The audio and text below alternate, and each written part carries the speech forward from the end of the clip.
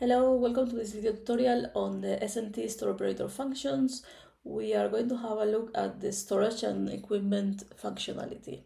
So in this video, we are going to try to understand the storage and equipment screen. We will learn how to register storage space and how to edit and delete storage space from your SMT. I'm going to begin by logging into the SMT as a store operator.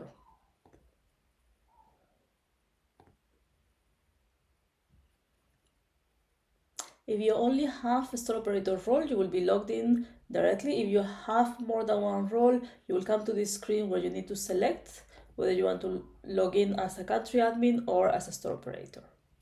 So I'll click apply, and now I'm logged in as a store operator. For now, my SMT is pretty much empty, so I'm going to start with the storage and equipment screen. So this is a functionality that provides information on key stock management parameters and allows operators to manage the space available for the storage of vaccines and other supplies. So entering the storage equipment here is one of the first things that you need to do when you start using the SMT. So the first thing that we are going to do is to look at this screen and understand what are the different things that you can see here. So this screen is divided into two main parts. The top part of the screen is read-only, so these two tables here.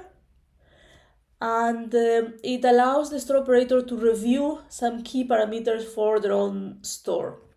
The bottom part of the screen is the functionality that allows the user to register storage space. So starting from the top, here we have some reference values. So we can see our supply interval, safety stock, and lead time. These values can only be entered by the administrator. So when you access the SMT as a store operator, this you are going to see it here by default, and you cannot edit. If you want to make any changes, you need to talk to your administrator. If you are also an administrator, there is a separate video tutorial on how to edit these parameters. So basically you will see here the supply interval, which is the number of weeks in between vaccine deliveries. You are going to have here your safety stock, so it's the minimum recommended stock levels that should be kept at all times in your store. And then you have your lead time, which is the time between a stock request and arrival of supplies in store. On the second table, you can have a look at the required storage capacity for your store. So these values represent the required capacity defined for this vaccine store.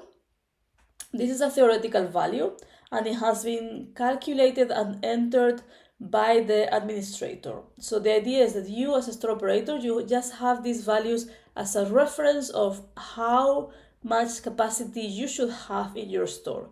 So for the +5 temperature range, so for your fridges, working coolers, and so on, you are supposed to have a total of 20,000 liters. For the -20, you are supposed to have 5,000 liters. For the ultra cold chain, 800 liters, and as ambient capacity, you should have 5,000 liters. Again, this is something that you as a store operator cannot change. You just have it here as a reference value. On the third table here, we are having the available cold and dry storage capacity. So here we have the actual storage capacity available at your vaccine store. So these values are linked to this other table. So the table below is where you are going to enter the storage equipment that you have in your store, and you are going to assign a specific status to them, like functional, non-functional. So what you will see here is just a sum of all the storage equipment that you have registered, taking into account, of course, only the functional ones. Now that we have understood the different tables on this screen, we are going to start registering storage space. So this is the first step for the store operator before starting to use the SMT. is a prerequisite for the registration of stock transactions such as arrivals or issues. So you cannot register any vaccines or any other stock into the SMT until you have your storage space set up. So what we are going to do is we come to the bottom table here that at the moment is empty, and we are going to click the Add button. This button is going to open a new window, and this is where we are going to register our storage equipment. So under equipment category, we are going to select the type of equipment that we want to register. So let's say that we start, for example, by entering one of our refrigerators. We are going to select the manufacturer or supplier of that refrigerator. In this case, I will select Doulas. I'm going to select my model. So let's assume that is this one.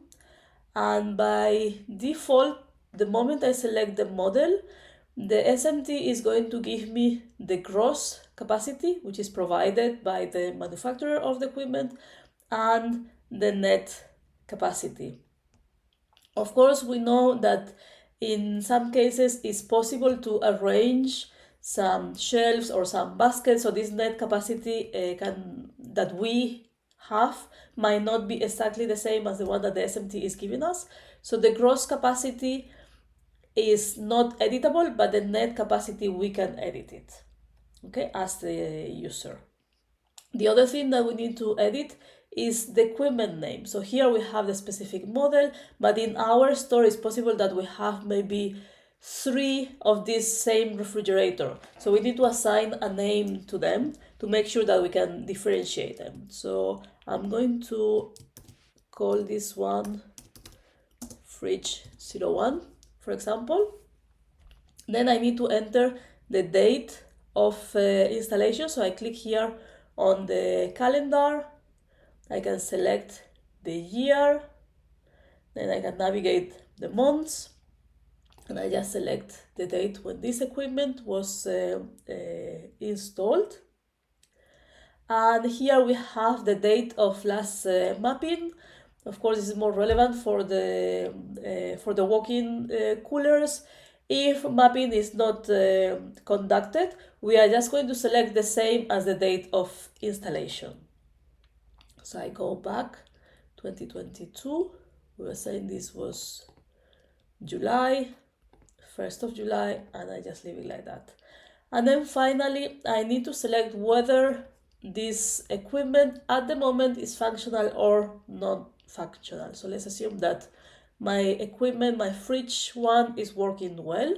So I select functional. Once I have finished, I just click create. And I should see a green message that says data saved successfully. The moment the line is registered here, you can see that on top, the net capacity has been added to my available capacity. Now I just need to repeat this process as many times as necessary to make sure that I have registered all my refrigerators, all my fridges, all the equipment that I have in the store. And very important, do not forget to enter your dry storage as well. Because if you don't register your dry storage, later on when you want to register the arrival of supplies like syringes or safety boxes or any other things that you are going to store in your dry storage area, you will not be able to register it because you have not set up dry storage. So you come here, you click add, you enter your freezers, you enter your ultra cold chain if you have any, your walk-in coolers, walk-in freezers, and also the dry storage. For the dry storage, we don't have any specific equipment list. So if you have any specific supplier that you want to register, or if it was just like a storage room, you can just enter the details of that storage room and then enter manually your gross and net capacity. If the dry storage is fully functional, you just click functional and that item will be added to your list, and the net value will be added here to the ambient storage. Once a cold chain equipment or storage space has been registered, it's possible to modify its details using the editing functionality. So the store operators can use this functionality to, for example, assign a different name to the equipment, change the net capacity, or to change the functionality status if needed. To do that, you only need to come here to your table, locate the line of the item that you want to edit. You come to the last column, which is the action button, and you click here on the edit sign. This is going to reopen the details of your equipment, so you can just select the value that you want to modify. For the purpose of this example, we are going to assume that this fridge now is not working well. I'm awaiting repair, but I cannot use it for the moment, so I'm going to change the status from functional to non-functional. Once I have changed that, I'm going to click update. The item is going to be updated successfully, and I'm going to see here that at the end of the line under the column status, I can see that my item has now been logged as non-functional. Also, the net capacity that was 132 liters and was showing here as available capacity, now my available capacity is back to 0. So this item, we are not counting it because at the moment we cannot use it. So it's very important that whenever you have equipment that is not being used, it is not functional, you come here and you change the status to make sure that the information on your available storage capacity is always up to date. Once we have our list of equipment and storage space, it is also possible to delete items from this list by using the delete functionality. So it's a similar process. You just need to locate the line that you want to remove from your list. At the end, you have this action column, and you can just click on the delete button.